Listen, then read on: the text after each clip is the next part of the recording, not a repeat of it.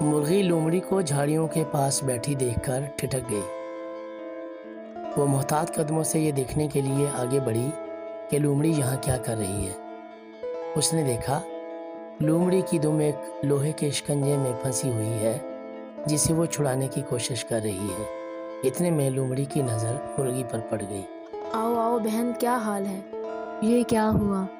बहन, इस नामुराद शिकंजे के साथ गोश्त का टुकड़ा लगा हुआ था। मैंने इसे खाना चाहा तो एक ज़ोर की आवाज़ आई और मेरी दुम इसमें फंस गई। लेकिन तुम तो बहुत चालाक और ज़हीन हो, तुम इसमें कैसे फंस गई? बहन, लालच बुरी बला है। गोश्त का टुकड़ा देखकर मेरा दिल ललचा गया। अगर तुम मेरी मदद करो तो मैं शिकंजे से आज़ाद हो सकती हूँ।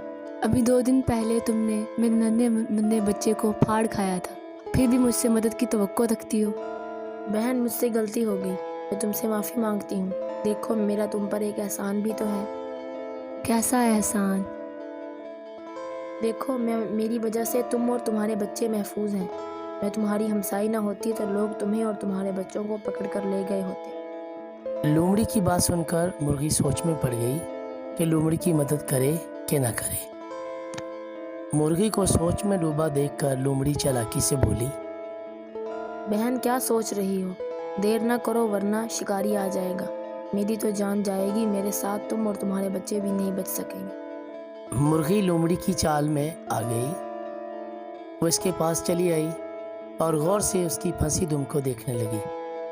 उसने लोहे के शिकंजे को अपने पंजे से कुरेदा, फिर बोली, ये तो बहुत मजबूत है, मैं इसे नहीं खोल सकती।